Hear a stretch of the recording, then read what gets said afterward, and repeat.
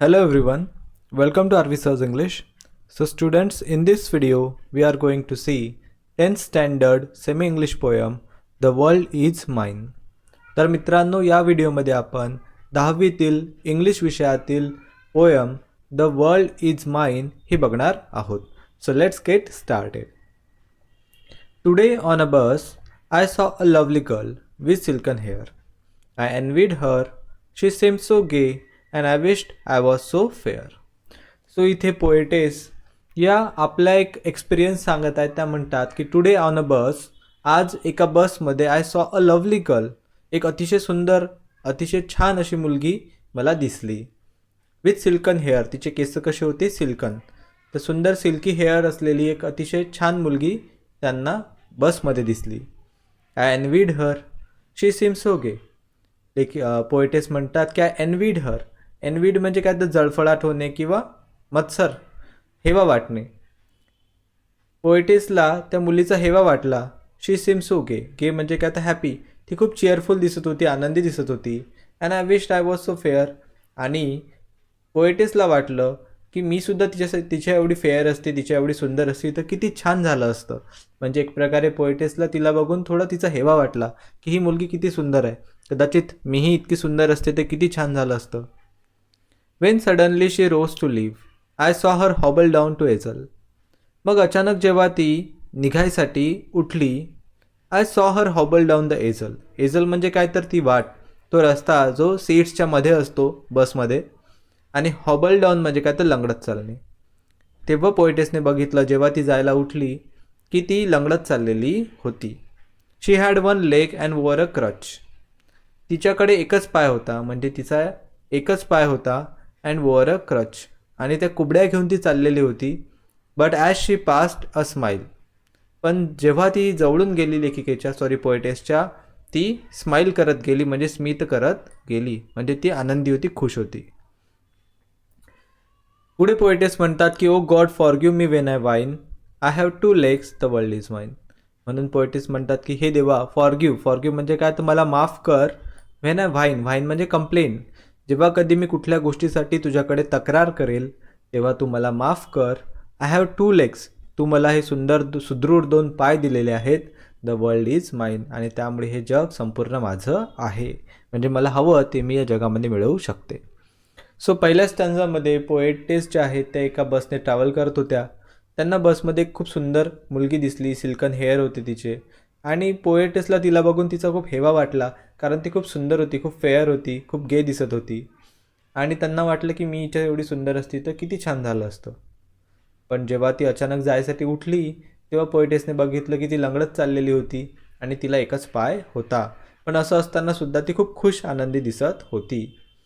त्यामुळे पोएटेस म्हणते देवाला की देवा, जेव्हा कधी मी तुझ्याकडे कुठल्या गोष्टीसाठी तक्रार करेल तेव्हा तू मला माफ कर, कारण तू मला हे 2 पाय दिलेले आहेत, त्यामुळे हे जग माझं आहे. And then I stop to buy some sweets. The lad who sold them had such a charm. I talk with him, he seem so calm, and if I were late it would do no harm. मग पुढे त्या गेल्या. देण्यास stop to buy some sweets, काही sweets, काही मिठाई विकत घेण्यासाठी त्या थांबल्या. लॅड म्हणजे मुलगा. जो मुलगा ती मिठाई विकत होता, हॅड सच चार्म, त्याच्यावर किती चार्म होता, म्हणजे किती खुश दिसत होता, किती हॅप्पी दिसत होता. आय टॉक्ड विथ हिम. मग पोएटेस थांबल्या, त्याच्याशी थोडा वेळ बोलल्या. ही सीम सो काल्म, तो खूप शांत वाटत होता. काम म्हणजे काय? तर एकदम शांत वाटत होता. And if I were late it would do no harm. आणि समजा पोएटेसला उशीर झाला असता किंवा पैसे देण्यामध्ये असं टाईम लागला असता तरीही काहीही म्हणजे हार्म त्याच्याकडून त्यांना झाला नसता. तो काहीही त्यांना बोलला नसता, इतका तो शांत वाटत होता मुलगा. And as a left he said to me, I thank you, you have been so kind. आणि मग जेव्हा पोएटेस जाऊ लागल्या तेव्हा तो मुलगा म्हणाला की आय थँक यू. तो म्हणाला मी तुमचे धन्यवाद करतो. You have been so kind, तुम्ही माझ्याशी खूप प्रेमळपणे वागल्या. It's nice to talk with folks like you. तुमच्यासारख्या लोकांशी, फोक्स म्हणजे काय? तर लोक. तो मुलगा म्हणाला की तुमच्यासारख्या लोकांशी बोलायला मला खूप छान वाटते. You see I am blind. तुमच्या लक्षात आलं का मी ब्लाइंड आहे. ब्लाइंड म्हणजे आंधळा आहे, मी बघू शकत नाही. तर तोपर्यंत पोएटेसच्या लक्षातच आलं नव्हतं, पण त्याने स्वतःच सांगितलं की मी आंधळा आहे, मी बघू शकत नाही. तेव्हा पोएटेस म्हणतात की O God forgive me when I whine, I have 2 eyes, the world is mine. तो मुलगा पोएटेस देवाला म्हणतात की हे देवा, कधी मी तुझ्याकडे कुठल्या गोष्टीची तक्रार केली तर मला माफ कर. तू मला हे 2 डोळे दिलेले आहेत, त्यामुळे हे जग माझं आहे. अशा प्रकारे दुसऱ्या स्टंदामध्ये पोएटिसचा दुसरा एक्सपिरियन्स आहे की त्या एका मिठाईवाल्याकडे मिठाई विकत घेण्यासाठी थांबल्या. जो मुलगा ती विकत होता तो खूप चार्मिंग दिसत होता, खूप खुश दिसत होता आणि त्या त्याच्याशी बोलल्या. तो इतका शांत होता की त्यांना उशीर झाला असता तरीही काही हार्म नव्हता. आणि मग जेव्हा त्या त्याला म्हणाल्या, जेव्हा तो मुलगा त्या पोएटेसला म्हणाला की मी तुमचे धन्यवाद करतो, तुम्ही माझ्याशी खूप प्रेमळपणे वागल्या, तुमच्यासारख्या लोकांशी बोलायला मला खूप छान वाटते, तुमच्या लक्षात आलं का मी बघू शकत नाही, आंधळा आहे. तेव्हा पोएटेसच्या ते लक्षात आलं आणि त्या देवाला म्हणतात की देवा, जेव्हा कधी मी तुझ्याकडे कुठल्याही गोष्टीची तक्रार करेल तेव्हा तू मला माफ कर. तू मला सुंदर 2 डोळे दिलेले आहेत, त्यामुळे हे जग माझं आहे.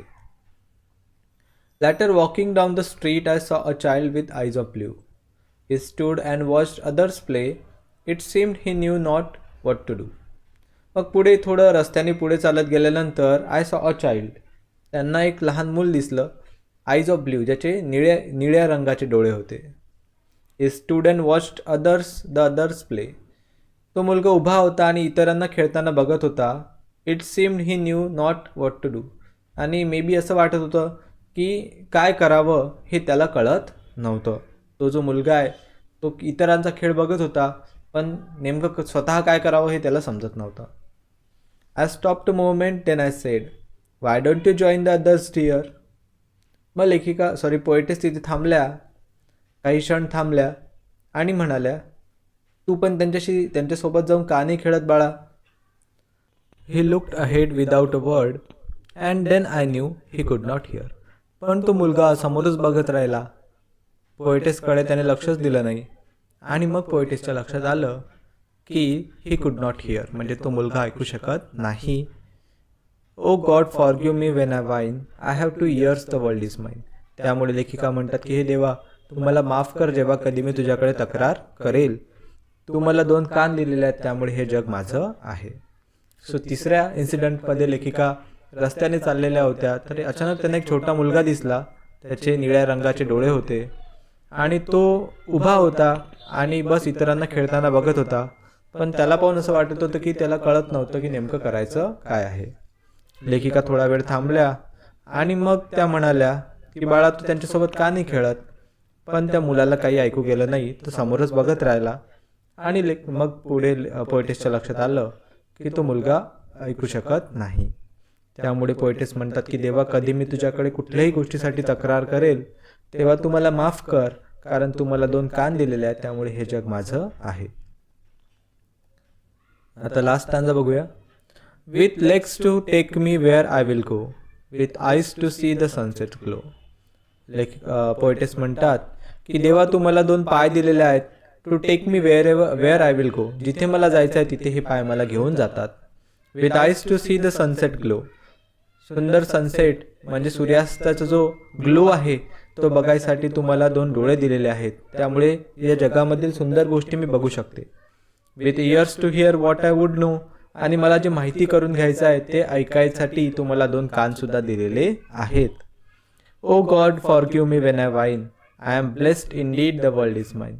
त्यामुळे मग पोएटेस म्हणतात की हे देवा, मला माफ कर जर मी तुझ्याकडे कुठल्याही गोष्टीसाठी तक्रार केली तर. I am blessed indeed, the world is माईन. तुझा नक्कीच माझ्यावर आशीर्वाद आहे, त्यामुळे हे जग माझं आहे. सो जॉय लवलेट क्रॉफोर्ड यांनी लिहिलेली ही पोएम आहे, द वर्ल्ड इज माईन. आय होप सर्वांना खूप चांगल्या प्रकारे समजली असल्यास नक्की व्हिडिओला लाईक करा, मित्रांबरोबर शेअर करा. नवीन असाल तर सबस्क्राईब करायला विसरू नका. I will see in another video. Till then take care. Good bye.